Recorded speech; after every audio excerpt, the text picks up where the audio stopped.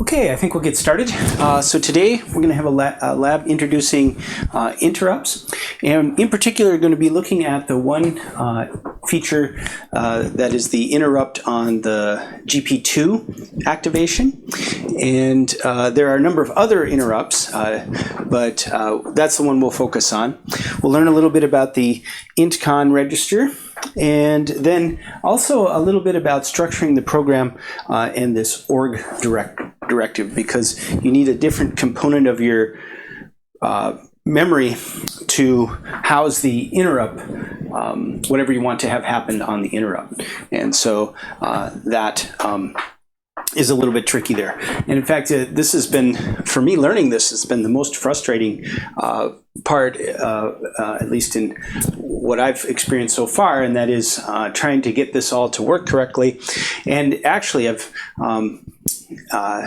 bricked several PIC12F675s because I think it writes to the wrong part of the memory, and then you can't erase the chip and reuse it. So hopefully I can show you what happens there too, so that you can, if that happens to you, you can kind of see what's going on. So anyway, I'm thankful that I had bought 20 of these as practice, because I've gone through a few here, and that can happen, I guess, when trying to work with this. All right, so again, trying to focus on keeping everything as simple as possible. We're just going to have a blinking LED, and then we're going to, so that's just going to be a continuous on-off, so basically the blink program. Then when we press a button, we're not polling now, we're not polling pin 2 for a break, which we certainly could do in a case like this. That'd probably be the easiest thing to do. But in order to illustrate interrupts, what's going to happen is this is going to interrupt this main loop and go to the interrupt program, where we'll have just we'll turn on another LED to indicate that the interrupt is active, and this we'll put a delay in here, just a short delay, and we'll see that pause what's going on here. So this could stop either with the light on or the light off, just any point in the cycle. Whereas if you were doing polling, it would only happen when you actually poll the pin. All right, so let's get to that. And I think I'll go right to the programming. The board is very simple, so I'm going to switch right to the program, and we'll talk through this now. So everything here is the same now, including the include file, but now some things change a little bit. So we have our initial starting point, but we're going to add a couple of attributes here just in case. And I don't know if this is really an issue, but like I say, I was ruining several of these. So what's going on here is this will place the main program at memory location 0 here. And I don't actually need this line of code here.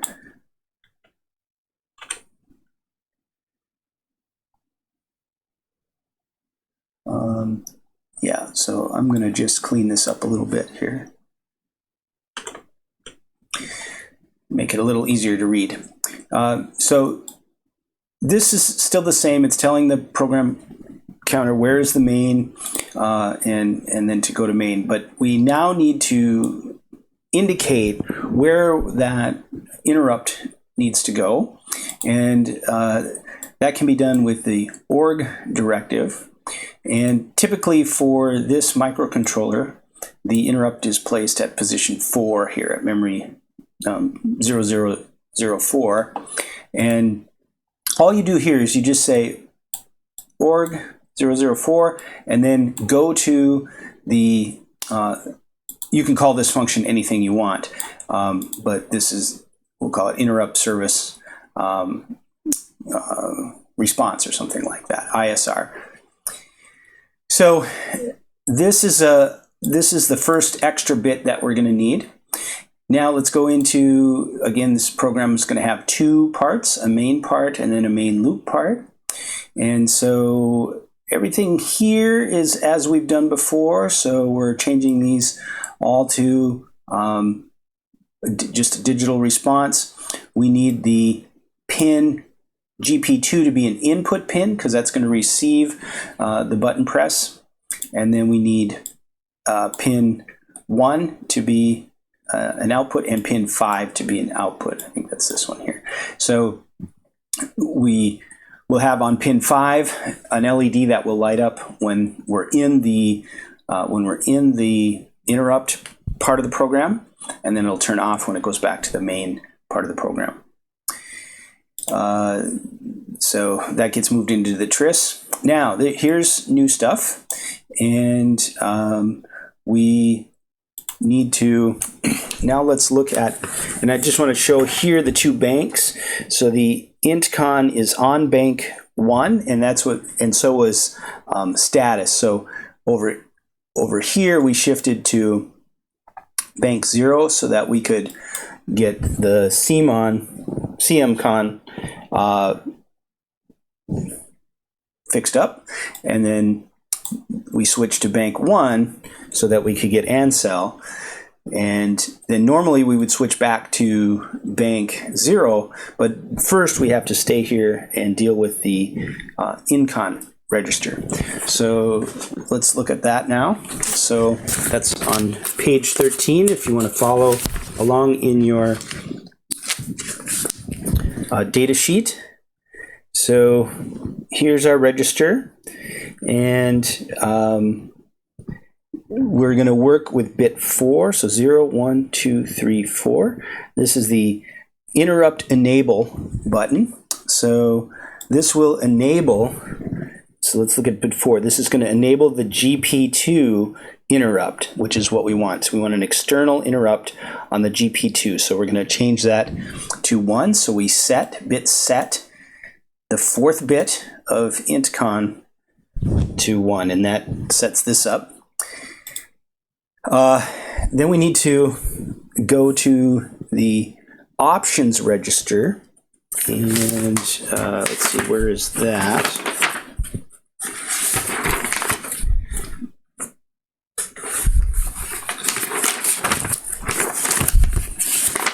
So options register, if I can find it here.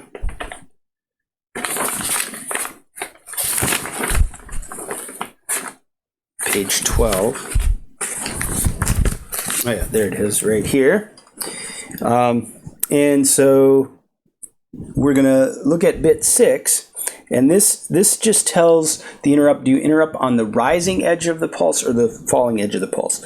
And so we'll just choose the rising edge of the pulse. So when the button's pressed, it'll jump up to 5 volts and it will trigger the interrupt on that rising edge.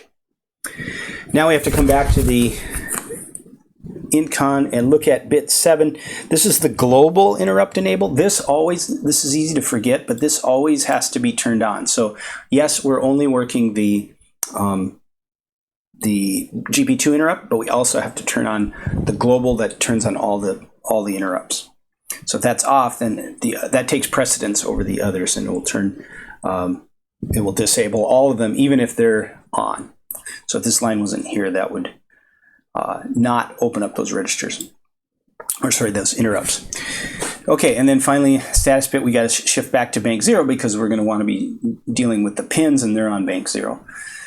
Okay, so now we enter our loop. This is just a classic blink LED with the same delays that we've been using throughout both the PIC12F675 and the PIC12F675 projects here.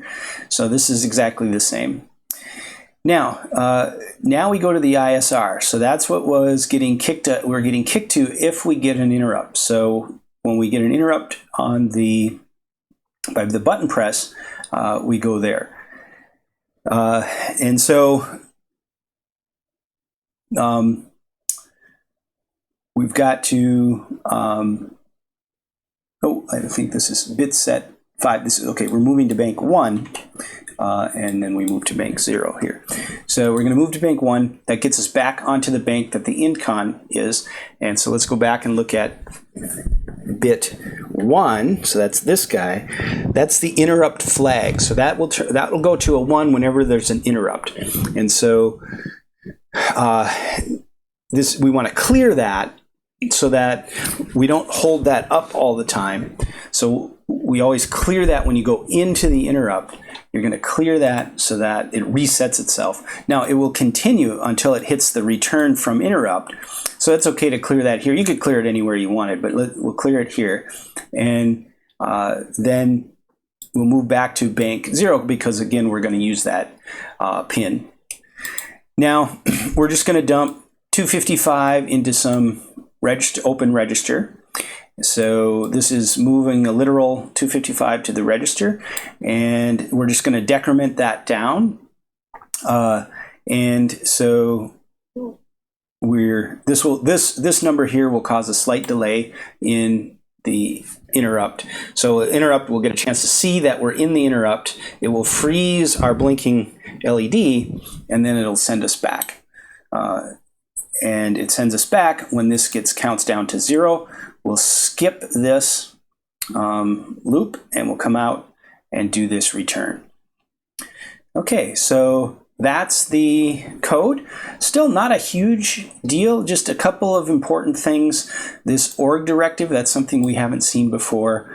And then working with things inside that, inside the interrupt, so clearing the flag and that sort of thing.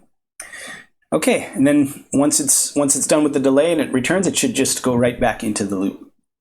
So let's go ahead and build this, and we'll build that, and then let's load it. And we're loading it, so it was already loaded, but now we can see that we loaded it. And hopefully here now you'll see, actually let me go to we don't need the code anymore, at least for the moment. Let's go to the bigger picture here now. We see our flashing LED, and so you should see that flashing. Now I'm going to press the button, and we froze, and we're in this delay, and then we come back, right? So then we return. Oh, we also froze on, it's kind of a random whether we're going to freeze on or off. It's been on most of the time here now. We just happen to be hitting the cycle on the ons, and there's one in the off position.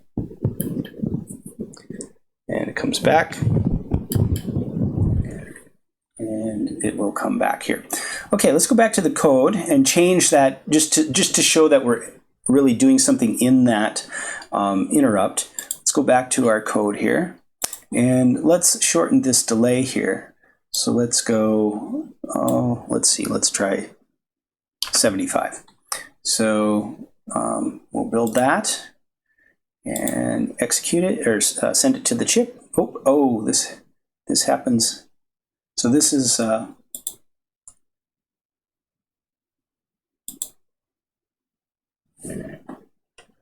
this has happened to me periodically here. And I don't quite know why that's true. Okay, so this happens, and sometimes I can't recover from this. I'm not quite sure why that is. So it is. I'm still sort of not having a complete understanding of absolutely everything that's happening during this interrupt. So I'm going to pause the video. Okay, so it's working now. What I had to do is unplug and plug in the PIC12F675. So it is still something that, again, I don't completely understand. I think it probably has to do with the pins that are being used to communicate, and then the interrupt pins. I did notice that if I had my interrupt pin floating, instead of having it when I was trying to load it, you definitely would want it. You definitely want it grounded so that you're not getting some spurious floating voltage that would turn the interrupt on until you hit the button. But if I didn't have this resistor in, I would get that as well. So you need to ground or just have a pull down resistor to pin 2. At least I needed to do that to get that to work. And now so we got that error message. I just unplugged the PIC kit, put it back in, and it's back. Notice I did change this to 85, so we should see a quicker response here. So it comes back much quicker now.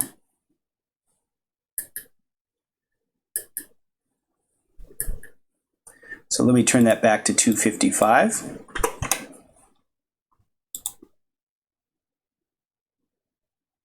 And hopefully this will work here now.